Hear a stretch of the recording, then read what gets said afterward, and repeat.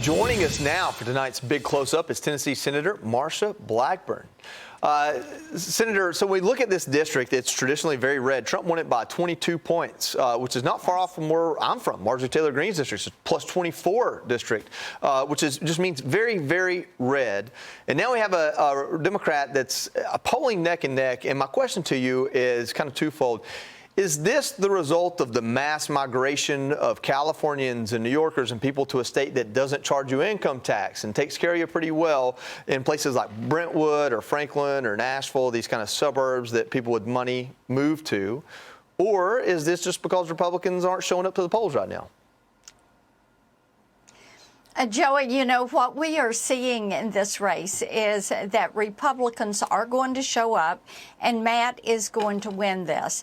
Now, you have the Democrat Party that has wasted a tremendous amount of money on this, but Matt Van Epps has a great background. He has been in the military. He served Governor Lee in his cabinet as the Commissioner of General Services and brought his business expertise and his understanding of how to execute a mission to save Tennessee taxpayers money. Now he wants to take that fighting spirit to D.C. to make certain that we focus on getting inflation down, lowering the cost of living, making certain that everyone has access to affordable health care, and supporting President Trump, dealing with illegal immigration. Those are the things that people are wanting to see. And his opponent is a self-described radical who has bragged about bullying, chasing police and ICE officers and live streaming it. She does think men can have babies, that you ought to have boys in girls' sports. And she believes in transgender surgeries for minor children. So I just want to follow up on this. So I understand you're laying out the argument for Van Epps, but are you saying that the polls just aren't getting it right and that it will be a large Republican victory?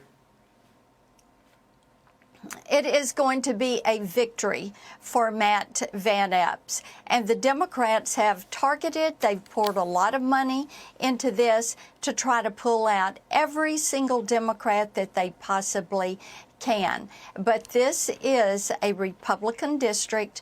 Republicans will show up. They're going to vote. Matt is going to be there to support President Trump. And people in this district, whether they're Republican, Democrat, Independent, are very supportive of President Trump's agenda and the work that he is doing with that America First agenda.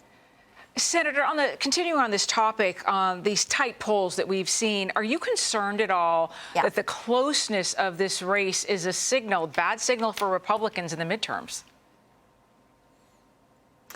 I feel like that what you see with the polls, this is a special elections. Special elections have generally a lower turnout. They get a little funky on you sometimes.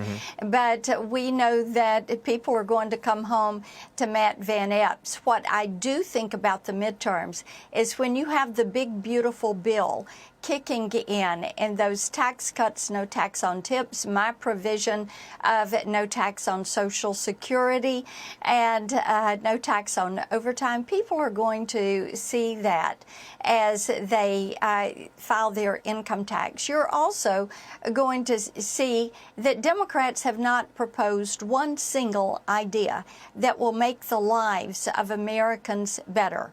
Not one. They have fought everything that we have pushed forward, whether it was the big, beautiful bill, keeping the federal government closed for 43 days while they had a little temper tantrum, and while they were trying to give health care to illegal aliens.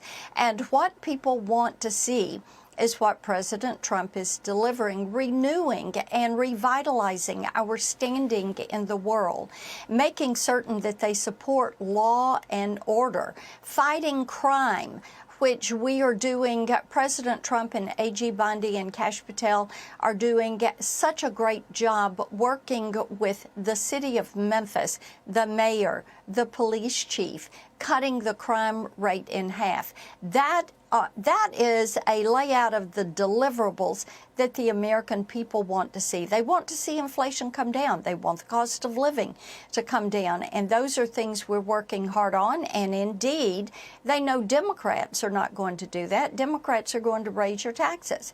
Democrats are going to drive up the cost of living like Joe Biden did when inflation went to 9.1%.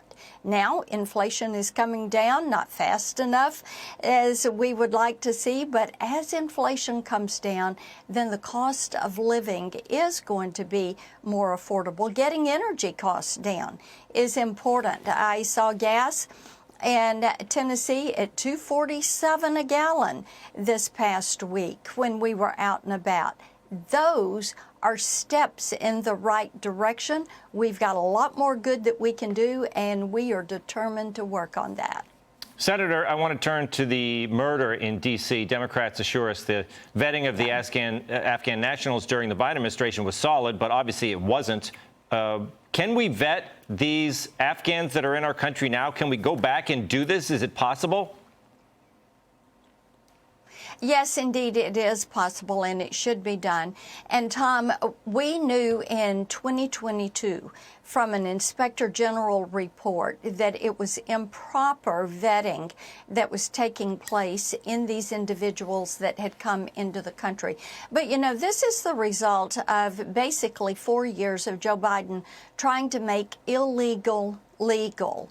And what they did was to put performative politics ahead of statutorial policy.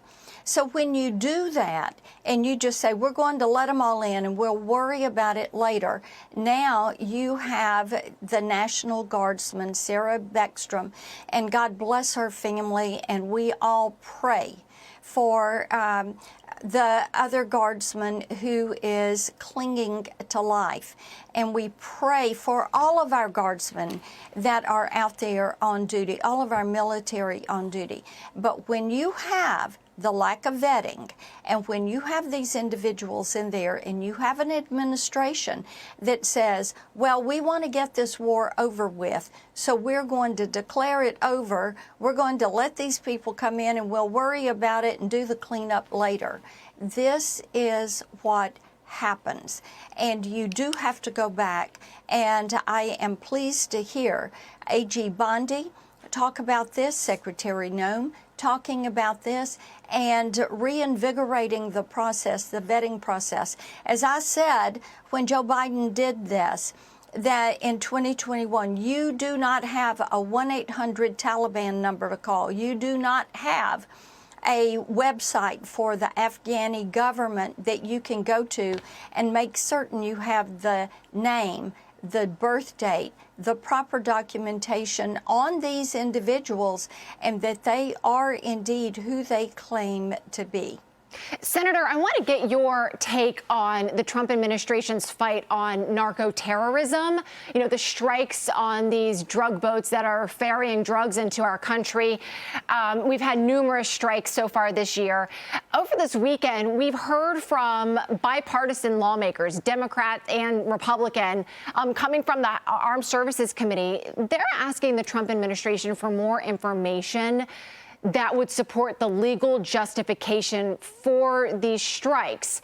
Where do you fall on this issue? Are you satisfied with what you know to support the strikes on these vessels, or do you too want more information? We know that the Armed Services Committee in the House and the Senate are looking at these issues. What we do know so far is that you have hundreds of thousands of Americans who have lost their lives to drugs and to fentanyl.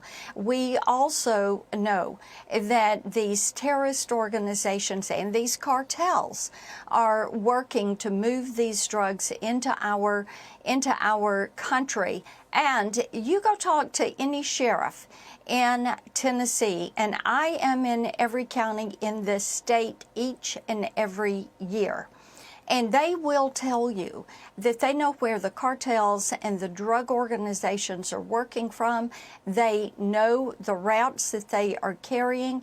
They are working every single day to fight and to get these drugs out of our communities. And taking this action to go after these drug boats before they hit our shores, I think that what they've done so far is take out enough drugs that it was enough to kill 45 million Americans. And fighting them, making certain these drugs never reach our shores, is something that will save American lives. Senator Blackburn, probably the most important question I can ask you. You saw the games over the weekend. It was a sad song on Rocky Top, but the Music City Vanderbilt did really well. Do you think a 10-2 Vanderbilt team is going to make the college football playoffs? I am hopeful that they are. I think that what people saw at Rocky Top was a great game. Some absolutely talented college athletes. We cheer for each and every one of them that were on the field, and a big day for Tennessee sports fans. Yeah. And of course, as you have the bowl games coming up, and as you have the playoffs, we're going to be cheering if Vanderbilt is in there and encouraging our Tennessee teams. Yeah, that'd be something else, wouldn't it? Listen, what good are all the politics if we don't celebrate the things that give us our culture? Senator Marsha Blackburn, thank you so much for joining us. Absolutely. Yes, ma'am.